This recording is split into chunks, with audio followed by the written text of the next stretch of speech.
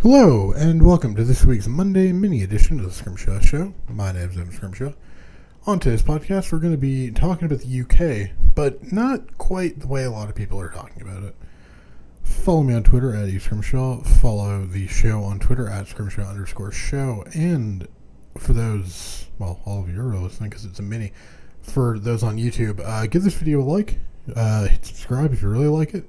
It's just a valuable way to keep growing this channel and to make more people able to see this content, which I really, really appreciate those who have watched so far and those who will do so in the future. One of the things with the Boris Johnson scandal and Partygate and whatever the hell else we're calling it is, the Conservatives are down in the polls. They're down quite substantially in the polls. But one of the problems is there's none of the real problems with UK Labour have been fixed, right? None of the problems with Starmer's Labour have really been solved. And one of the things that a lot of people have not properly understood is that the Tories are not going to keep beating themselves, right? If Boris continues to be an electoral disadvantage, he will be gotten rid of, right? If the Conservative Party needs to be more or less economically interventionist, if they need to be more or less socially liberal, they'll do it because the Conservative Party only cares about taking power. That has been their sole priority, and we know that because they got rid of Theresa May for Boris Johnson, a man who a bunch of Tory MPs said they could never support as Prime Minister, and then they actively voted to make him Prime Minister, right? The problem for Starmer's Labour and the problem for, I think, a lot of people on the left who want Starmer to win, who want Starmer to become the next Prime Minister and who want him to replace Boris Johnson is, I still don't know what Starmer stands for. I still don't know what Starmer would want to do with the job, right? And that's not a great spot to be in nearly 2 years into the job. It made sense during a pandemic to mostly get behind the government, right? And I think voting for Brexit was the clearly smart thing to do. But at some point, the Tory party is going to not be massively unpopular, and they're not going to have bad front pages every single week. And at some point, elections are choices between the government and the opposition, not choices between the government and the almighty. And if Labour does not properly articulate a vision, then they're going to find themselves stuck, because in the same way that, they were stuck between a leave and a remain position, they were stuck for the vast majority of this early parliament between trying to appeal back to the Red Wall, but also try and get the South. And the problem is, Labour doesn't know the answer to their problems. The Red Wall, I don't know how to say this properly. Labour will get some of their Red Wall seats back, right? Because Bury South, where, Chris Wakefield left the Tories and became a Labour MP this week. His seat was very marginally Tory. And, if you just assume that Labour is going to Labour's going to lose the popular vote in the next election by some number less than 12, right? Even if you think they were going to have a mediocre night, presumably Labour was going to do better than their, historically bad performance under Jeremy Corbyn. Okay, that's fine. So they were probably going to lose the seat so they were just going to lose that seat because it was a marginal that they barely won. Those go back even if they're, realigning your way. But what you end up seeing is not just Bury South, but you are going to see some of those Red Wall seats flip back, right? Tory MPs aren't particularly popular. Presumably a government that will be going to the polls either 13 or 14 years into an administration will be less popular by election day. None of this is surprising and none of this should be concerning, right? If you're looking at the Tories. That's why you have a 60 majority. Because you can afford to lose 30 MPs. Oh, no, sorry. Not 60 majority, 80 majority, because you can lose 40 MPs before you start to run out of the majority. And if you're the Tories, what you'll probably end up seeing is they'll get some.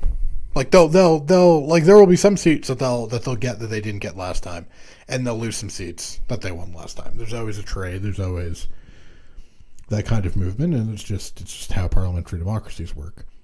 The problem is that Labour didn't know what to do vis-a-vis getting back the wide swathe of their Red Wall losses. Sedgefield, I know they lost in a by-election, but Hartlepool, those deeper leave seats versus the South, where they need to try and win over, past Lib Dem voters, trying to win your Ipswiches, your Southamptons, your Readings. And the problem for Labour is they don't know the answer.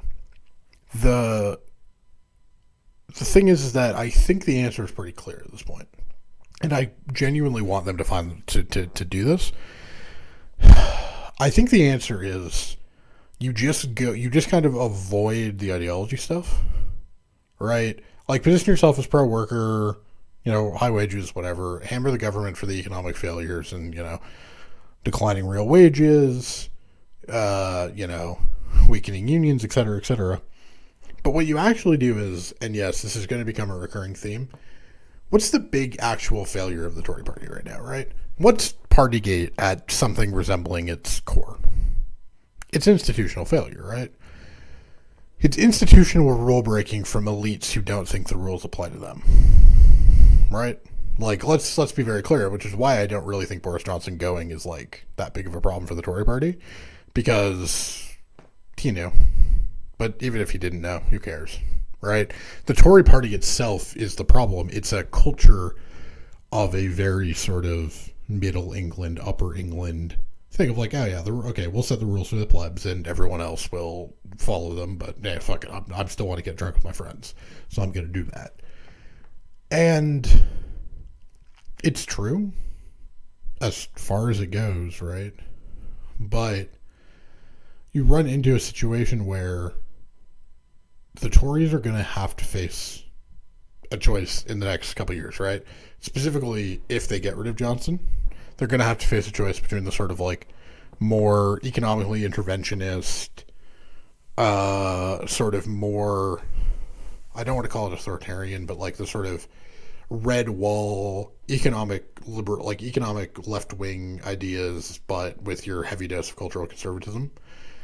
But also you're also going to have a bunch of Thatcherites who want to bring the party back to, fiscal responsibility and, the hard economic reforms of the 70s or 80s that were needed in the 70s that were imposed in the 80s. And that divide is going to have to be answered at some point. Even if Johnson doesn't stay, you have a Thatcherite in number 11. And he is going to be fighting with Johnson over economic, ambitions. And I kind of think if you're Labour, just avoid the fight, right? Set out some reasonable middle of the road proposals. See if you can get the government to bite on them every so often. But fundamentally, the problem of Tory England right now is a failure of Tory governance, right? It's a problem of rule breaking and corruption and just general bad behavior, right? No one knows who this Sue Gray person is. No one really seems to know. She's apparently going to decide the fate of Boris Johnson's, premiership, because that seems fucking normal in a, developed country. And what you end up with is a situation where, if you are, Labour, if you're trying to do this, just avoid the difficult fights, right? You voted for Brexit. Kind of muddle through a European policy of just say, oh, we want to make a Brexit work better, right? We want integration where possible, but we're not seeking to rejoin, right? And just say we're not seeking to rejoin part every time you're in the North, and whenever you're in the South, it's the deeper ties stuff. You emphasize it, that's all easy. But the good governance stuff, there should be a fucking independent inquiry, with a judicial-led independent inquiry into all of this shit, into COVID rules, into COVID rule breaking, into Boris Johnson, into COVID contracts, NHS test and trace. And the problem is that focusing on any one of those issues isn't the answer. Focusing on the systemic failure is.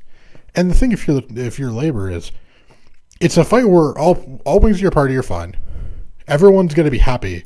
And you actually get to, again, paper over a lot of the stuff where you don't disagree, which is kind of a big Tory problem. Is a big problem for Labour is that they don't really have a cohesive agreement, right? What does West Streeting and Jonathan Ashworth actually agree on? What do Rachel Reeves and John McDonnell actually agree on? And the answer is not much. And so if you're Labour, focusing on the good government stuff is actually just a very good way for the Tory party to be in trouble, because you can elide over the things that Labour disagrees on and then focus on the stuff that A, the public care the most about, and B, that are the easiest political wins, right? An independent standing inquiry. I know I called for in Ontario, and the Liberals should fucking do it there too. But the key for Labour is to elide the difficult conversations that they don't want to have, that will end up pissing people off, and offer a comprehensive suite of reforms to the sort of public good, right? To the public discourse. It's popular with the public. It will be extremely popular with, the kinds of educated voters that in the South that Labour needs to either win off the Tories or win off the Lib Dems. The government will either have to do it, or will have to defend, or will have to fight against the idea that they want, integrity, some form of independent, integrity commission. And if Labour's fighting about this, right? If you can make the fight this integrity commission plus economics, because economics will never go there, plus health, which is connected to the economy and spending and everything else. Well, if you can boost that up the issues list at elections time, Europe falls down the list, which is an issue you don't want to be fighting on. Crime falls off the list, which is an issue you don't really want to be fighting on. And just like immigration generally falls off a cliff. And you then, because part of what winning elections is having popular ideas on the issues people care about, but also part of it is making people care about different things, right? When health is when the NHS is a leading stressor, Labour generally does well, and that's why Cameron making people less concerned about health by deflating it as an issue, by making sure that the NHS still got funding increases while they were doing all their austerity of the early 2010s, was good politics. Because if health was more of a concern, Labour would have done better in the 2015 election. By turning health out as an issue, by neutralizing it in a sense and moving other things up the list, the Conservatives were able to win that election, and then were able to squeeze Labour.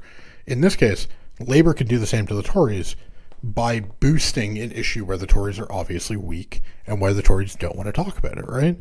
The Tories are perfectly fine with all these independent inquiries being neither independent nor particularly interesting inquiries, right? Again, a person no one's really ever heard of is about to deliver a report that may or may not say that Boris Johnson might have done something, and then, we're all going to have to decide what her report means. I mean, not the best. Not the best in terms of, public inquiries, right? I mean, I presume there'll be a parliamentary committee which, tries to look at the facts, but even those, when all the actors, I don't mean actors in like a, movie actor sense, but when all the actors are partisan, the ability for parliamentary committees to get really much useful information out of politically charged inquiries is limited, which then gets to the very basic point. Labour is going to need to change the political map to try and have any hope of winning the next election. And they're going to have to do it by appealing to cultural conservatives in the North and social liberals in the South. And the way they do it is by avoiding the fights that are going to oppose those two groups and finding an issue that's going to unite red wall and blue wall. And that is an integrity commission. If Keir Starmer wants to win the next election, this is the way he can do it. And if he doesn't, then he doesn't know what the fuck he's doing. Thanks for listening to this week's Monday mini edition of the Scrimshaw Show. My name's Evan Scrimshaw. Follow me on Twitter at eScrimshaw. Follow the Scrimshaw Show on Twitter at Scrimshaw_show. Read my writing at scrimshawunscripted.substack.com. Read my political betting columns at The Lines. I tweet all those out there, so just if you want to follow me on Twitter and see them. I wrote about Boris Johnson and whether he will stay or go as Prime Minister this week. So double dose of UK content for everybody. Buy Salvation in the Storm, my novel. It's my pinned tweet on Twitter still. And everybody have a great week.